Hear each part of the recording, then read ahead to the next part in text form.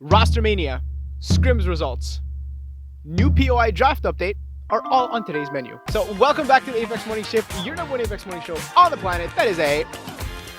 So let's get right into it. We had a very, very important week. More roster changes. We had a ton of scrims this week. Let's cover everything. Let's do it. Monday through Friday, there was 5 blocks of scrims, and the winners were Space Station Gaming, Complexity, Vanity, Furia, and Dark Zero. Ooh. I feel like teams like SSG have the potential to be the super team. And this is a good transition to what I'm about to talk about. Everybody is so distracted with the fact that Hal went to Dark Zero, they don't realize that the actual super team is Space Station Gaming. Koiful, Zainu, and Phony. Dominating this past week, those of you who didn't know, Koiful is replacing Frex, and from what it looks like, that's going to be the official team for Split 2. It doesn't look like Frex is going to come back, so... Frex is trying out with OXG now. Frex is trying out with OXG, and they've been doing decent. They've been doing pretty good. Who's leaving on OXG, do we know? Reeds posted this LFT. With OXG's performance this past split, I'm not surprised that they're making a move, you know? But yeah, I don't see any other team beating them in a 3v3. Even in TDM this week, they did a custom TDM 3v3 against Dark Zero, and they absolutely mopped them, won by 8 kills, so 50-42. I watched the whole thing, and Koi, Zainu, and Phony is a scary-ass team. Every single time you peek them, you get 150. It's instant. Like, it's, if not getting one mag, they're insane, dude. I think this is the team to watch out for. Dark Zero as well, but SSG is the one for me. It's my pick for the split. Now, another team that's been doing very well in scrims this week is Vanity, which is ex-Dig, Dropping Gaming. Yeah, doing more than great this week. Finishing 1st, 2nd, 6th place, 9th place, and 20th place on Friday, but let's ignore the 20th place. That was just a very off day for them. I think it's safe to say that Stunny was never the problem with Vanity, and that dropping him was a big mistake. Definitely love that for them. Let's keep an eye on these underdogs. They've got a bright future ahead of them. Ex-XSET. So XSET's team, Nocturnal, Fun, and Reptar. They've been finishing top 10 in every scrim this week. Interesting. It is interesting. I didn't think they were going to do as well, but they've been finishing top 10 every scrim. It's not that bad. It looks like they're meshing well together, like off the start, which is really good. We'll see how it goes. We'll see how it flows. Tripods. That's another team that's been performing very well on the down low. 11th place, 9th place, 3rd place, and 6th place, which is pretty good. A team that qualified from the last chance qualifiers from end of split 1 to make it to the pro league for split 2. Tripods have been doing good, dude. Been doing really well, so I'm happy for them. Onmu back in the scene feels so good. Split 1 didn't really go according to plan for him. Struggled a little bit, couldn't make it into pro league, but I love that he's on Tripods now. Definitely a better fit than Nick Merckx, in my opinion, and I think in everybody's opinion as well, right, Kai?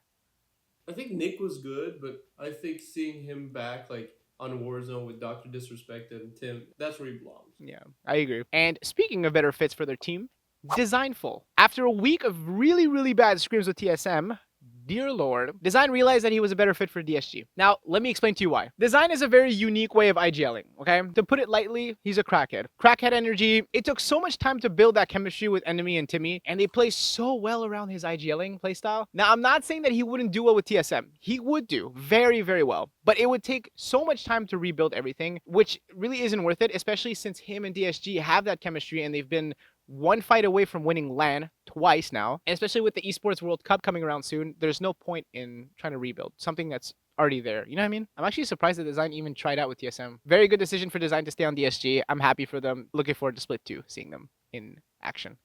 English. Okay, on other news, E8 ZachMazer has been trying out with Noct and Zaptoh, but he's also been trying out with Luxferty and Slayer. And with them, they finished 3rd place in the scrim block. I think Noct, Zaptoh, and Zach would be really good. The only issue is Zaptoh's been trying with TSM. With reps IGLing, Zap would be Fragger, I'm guessing? It looks like it would be like a double Fragger type of playstyle. A little like Luminosity with Funk and Sykes. So I think TSM with Zaptoh would be very good. Very powerful. And I wanted to ask you this, Kai. There's been a few people on social media, on Twitter and stuff like that. They've been saying that Verhulst could be a good IGL. I think that putting him as an IGL takes away from his potential to, like, do the damage and take fights the way he wants to take them, like, individually. Because, like, take it from me, somebody who's also taken on, like, IGLing and also played as, like, just a fragger. Like, when you start IGLing, you don't take fights the same way because you start thinking about a lot of things. So just, like, would you want to take that, like, his Away from skill him. in fights and, like, the angles that he takes, do you want to, like, risk, like, basically nerfing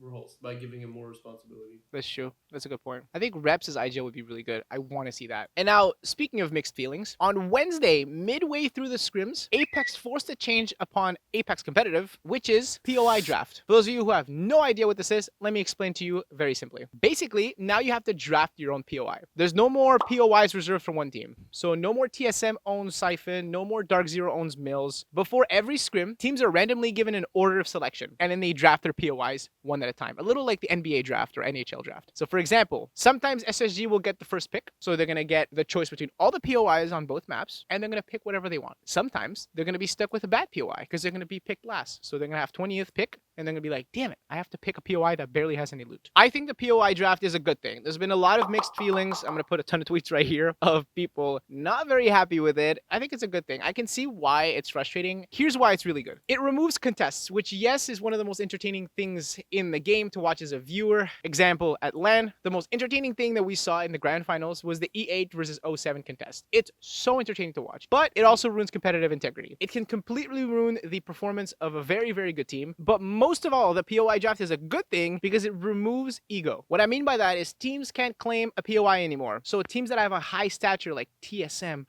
SSG, DSG, the God POIs are not taken anymore. It's not a thing anymore. So now I think we're going to see a better balance between teams' performances. So teams that just made it from Challenger Circuit, for example, that are at the lower tier of Pro League, they're going to have a chance to play from those God POIs. So I think right now we're going to see which teams adapt the best, which teams can flex any POI on any map, whether it's Stormpoint or World's Edge. So now we're going to see which IGLs adapt the best. I think it's your time to shine, Keanu. Me? I tried competitive Apex once.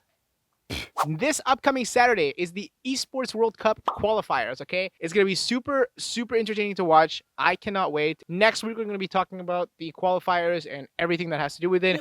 And the more, bless you, brother, and the more scrims from this week. There's going to be a ton of blocks. So looking forward to that. So that's it for today's episode. I hope you guys enjoyed. Make sure you follow me on Twitter. I'll be posting some recaps of the ROSTERMANIA changes, scrims analysis, teams analysis. Follow me right there. Turn on the notifications for a new video every Tuesday. See you guys next week. Like, subscribe.